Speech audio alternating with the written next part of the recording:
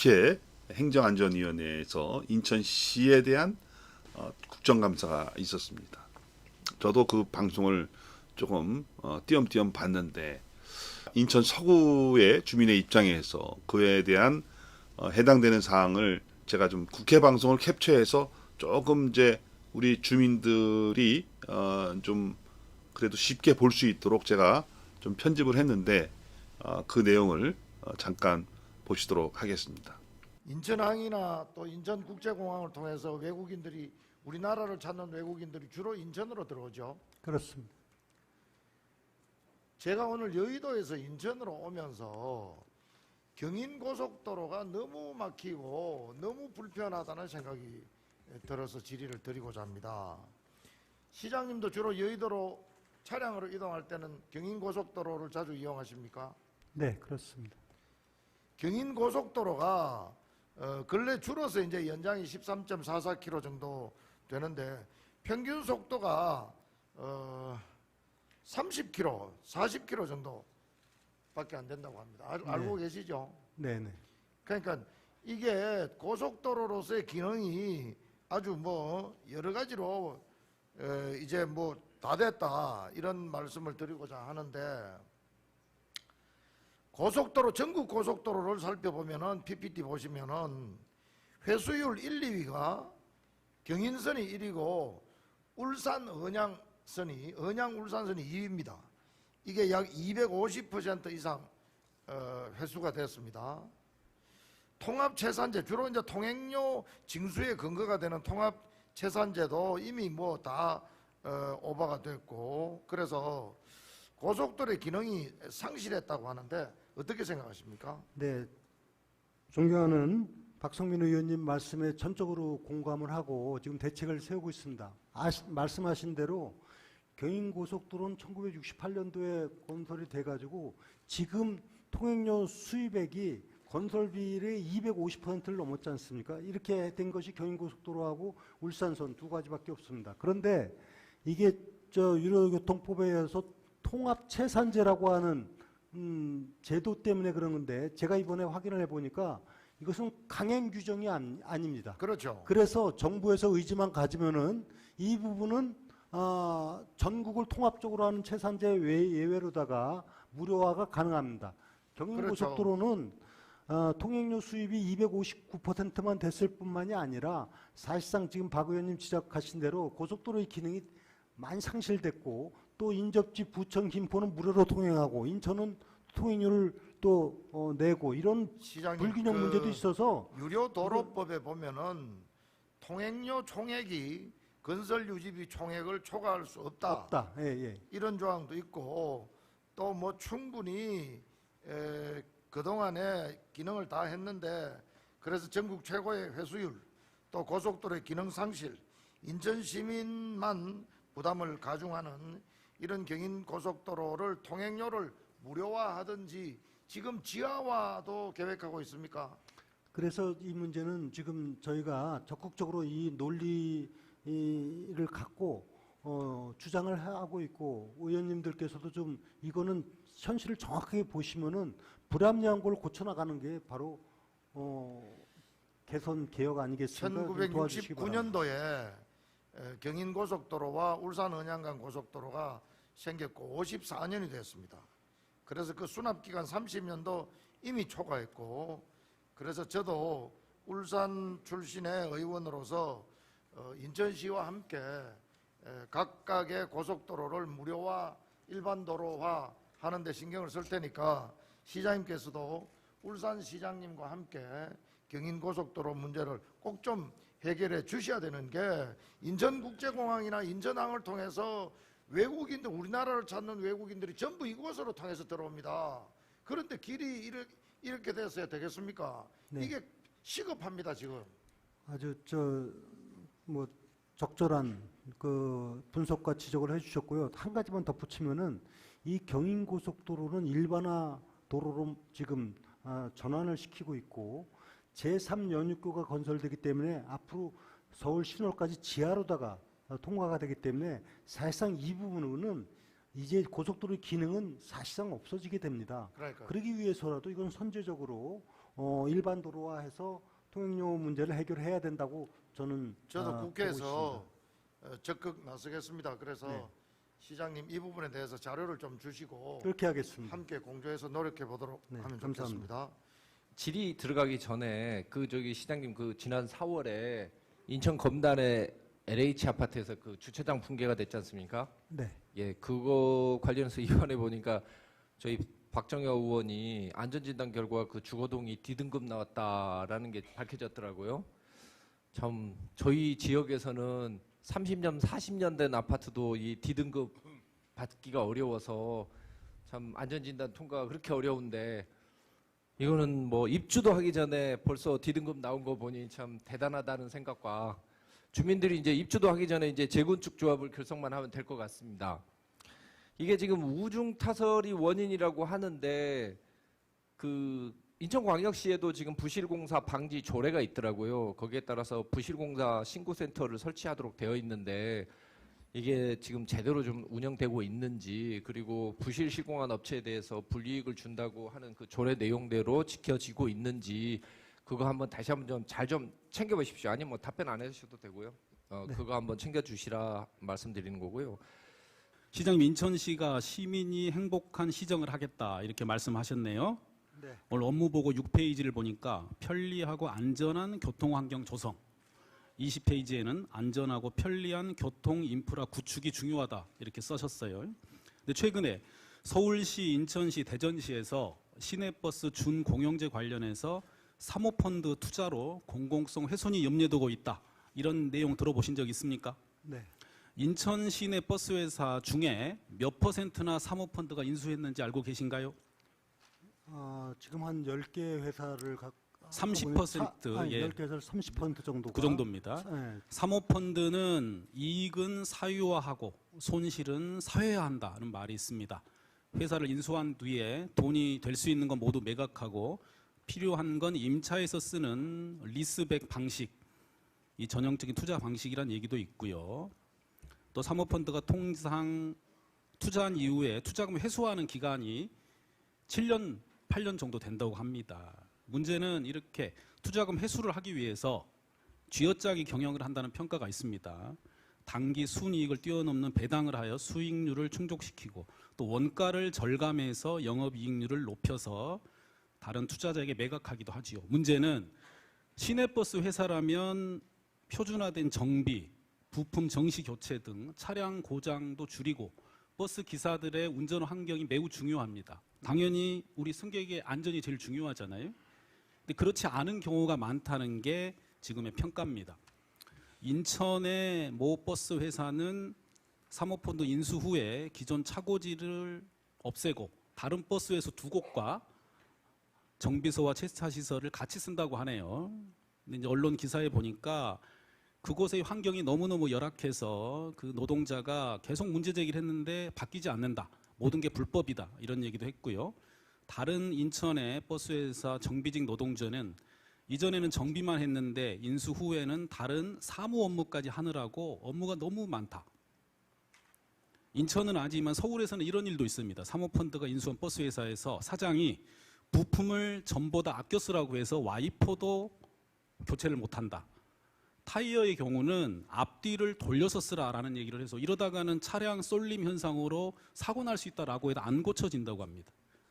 아까 말씀드린 정비직 업무량 얘기도 다시 드렸는데 정비사 숫자가 줄어가지고 정비를 제대로 못한다는 얘기입니다. 문제는 이런 인천의 버스회사의 문제가 언론에 지적이 됐는데요. 우리 교통국장님 어디 계신가요? 나와서 대기하시라고 말씀드렸는데요. 이 회사들 직접 가서 점검해 보셨습니까? 국장님 직접 가신 적 있습니까? 교통국장 김유성입니다. 가셨습니까? 안 가셨습니까? 네, 갔습니다. 직접 가셨어요? 네네. 이런 말씀에 대한 평가 어떠세요? 존경하는 최기상 의원님께서 결론만 빨리 말씀하십시오. 그 사모펀드 차펀드의 운영 현장에 가 보셨습니까? 안 가 보셨습니까? 네, 이런 정비사 네, 가봤습니다. 아무 문제 없어요? 제가 말씀드린 게 다 사실이 그러니까 지금 아닌가요? 그 부분에서 지금 답변을 좀 드리겠습니다. 빨리 말씀하시죠. 네. 네. 지금 이제 차펀드사에 대한 그 버스 운영은 지금 이제 의원님께서 지적하신 그런 문제점인 건 사실이고요. 현장에 가 보셨는지 여쭤봤어요. 네네. 현장 모습이 어때요? 네, 그 부분에 대해서는 이제 차펀드 그룹 입장에서는 그걸 이제 경영 효율화하는 입장에서 그렇게 일정 부분 하고 있는 건 사실입니다. 시장님 이런 보고 받으셨습니까? 뭐 이런 구체적으로까지는 보고받지 못했습니다. 시민의 안전과 제일 직결된 문제고 안전이고 행복인데요. 이런 문제가 지적된 지가 몇 달이 지났습니다. 서울하고 인천하고 대전이 문제가 있다고요.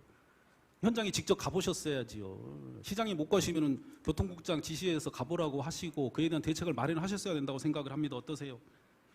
근데 향후에 이 현장 점검을 좀 하겠습니다. 이런 얘기 계속 나옵니다. 이게 경영 악화에 문제가 생기는데 그러면 종업원들의 임금도 체납되고 버스 기사의 숫자도 부족해지고요. 노후 장비가 교체 안 되고 또 기사분들은 휴식 시간이 보장이 잘 안 되니까 안전에 문제가 많다. 그래서 이 부분을 지금 인천에 관련된 조례나 이행협업체 등의 기준에 의해서 엄격하게 감독하고 제재를 하라는 말씀입니다. 근데 아직 인천에서는 한 번도 관련해서 제재한 사례가 없더라고요. 위반된 가능성이 많다는 얘기가 있는데 아직 제재가 없다는 얘기는 감독이 제대로 안 됐다는 평가를 받을 수 있습니다. 제주도에서는 얼마 전에 관련해서 문제가 있어서 재정지원금을 환수하거나 제재금을 부과한 사례도 있습니다. 이 부분 좀 살펴주시면 감사하겠습니다. 네, 그렇게 하겠습니다. 그리고 또 하나의 문제가 이게 사모펀드들이 차고지를 매각을 해서 개발을 한다는 그래서 네. 그걸 이유로 수익률을 높이겠다는 계획을 발표한다고 하네요. 근데 인천에 있는 서구에 있는 뭐 버스회사 차고지도 그렇고 복합 상가형 개발로 수익을 내겠다 이런 계획을 발표했다고 하는데 혹시 관련된 얘기 들어보셨습니까? 그렇게 그 상황과 관련해서는 제가 교통국장님 들어보셨어요?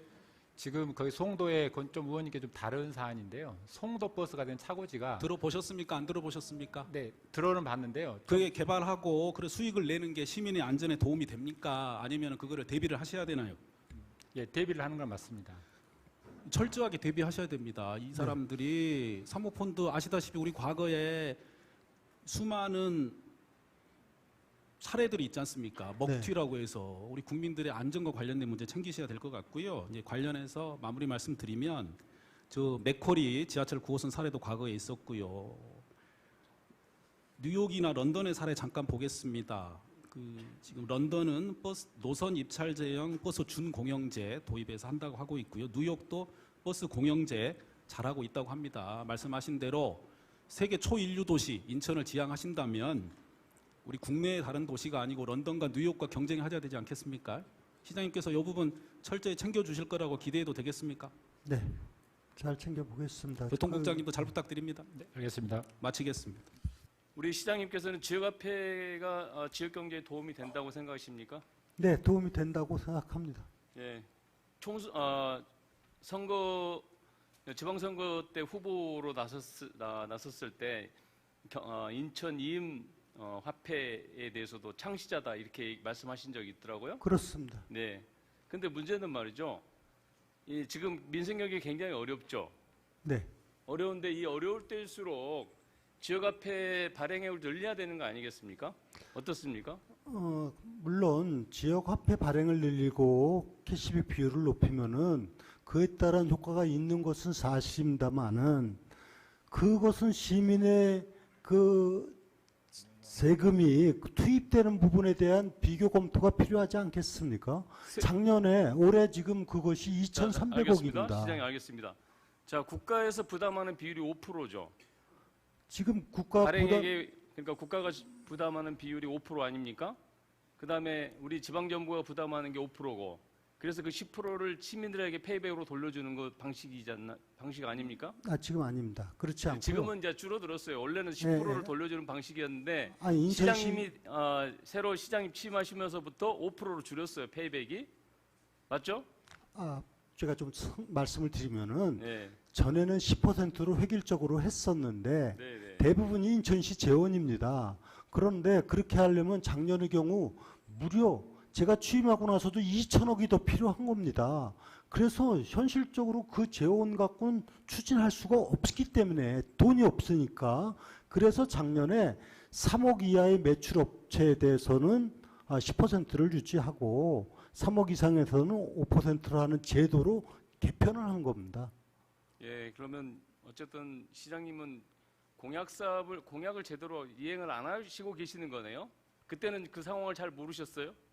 제가 공약 이행 안 하는 게 확대한다고 아니라 하셨는데 예. 확대한다고 하셨는데 작년에 352억 신청해요 국가에. 아니 지난해요. 아니, 제가 취임했을 그러니까 때 금년 2천억 예산으로- 예산으로 했는데 네. 이것을 작년에 확대해서 오히려 2천 아니죠. 작년 우리 발행액은 1,400억 정도 됐는데 금년에 우리 인천시가 정부에서 받은 예산이 339억을 받았어요.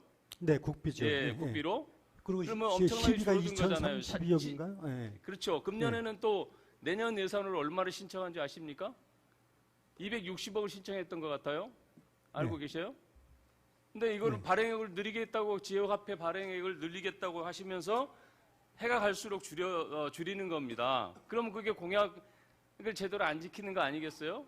제가 예, 지역 화폐 지역 상품권 발행을 늘리겠다고 하는 게 아니라 이것이 민선 7기에 과도하게 아니, 아니, 제 말씀 좀 지역화폐는요, 들어보세요. 시장님 잠깐만요. 지역화폐는 우선 재원이 들어간 건 맞아요. 네네. 정부도 마찬가지입니다. 정부도 국가 재원이 들어간 건 맞는데 그 5% 들어가는 비용은 이거 소비세라는 거 아시죠? 부가가치세. 네. 예, 거래가 발생하면 발생할수록 그 소비세로 세금으로 다시 국가 재정으로 환수가 되는 겁니다. 그래서 특별하게 그렇게 국가 재정에 크게 많은 재정을 투입하지 않아도 되는 사업이거든요. 그 대신 시민들한테는 10%씩 페이백이 돌아가는 사업이고요.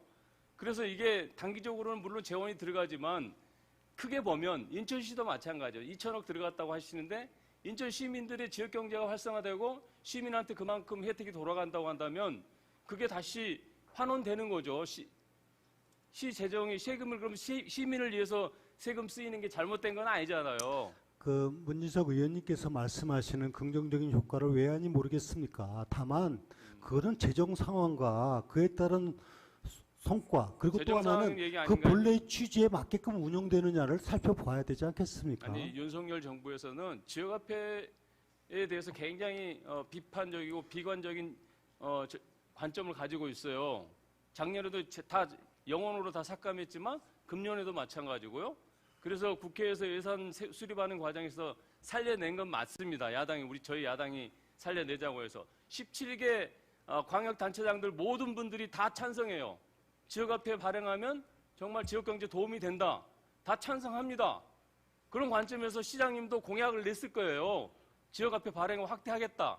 공약을 냈지만 정부의 기조가 지역화폐를 삭감하거나 완전히 없앤다는 기조가 있기 때문에 지금 시장님도 불가피하게 줄이는 거 아니냐. 그런 관점에서 보는데 시장님은 어떻게 그런 관점에 동의하지 않아요? 지역 화폐를 네.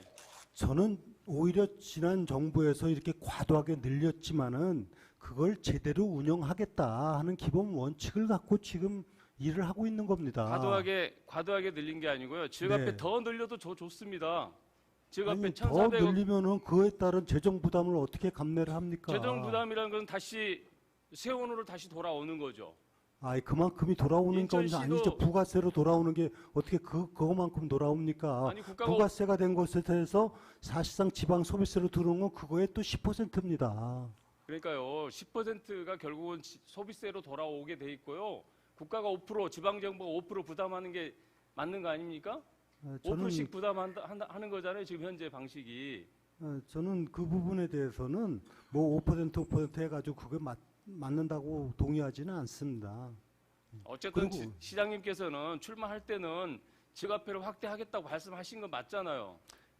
저는 맞죠? 과도하게 지역 상품 아니, 발행이 과도하게라는 된 말이 아니라 부분에 어쨌든- 대해서 문제가 있지만은 네. 이 제도를 정상적으로 운영할 때 오히려 더 자영업자 소상공인한테 도움이 되고 지역 경제 활성화되는 방향으로 시장님 개편해서 자영업자한테 가서 하겠다. 한번 시장에 가서 물어보세요. 네네. 시장에 가서 물어보시면 지역화폐가 진짜 도움이 되냐 안 되냐 아실 거 아니에요.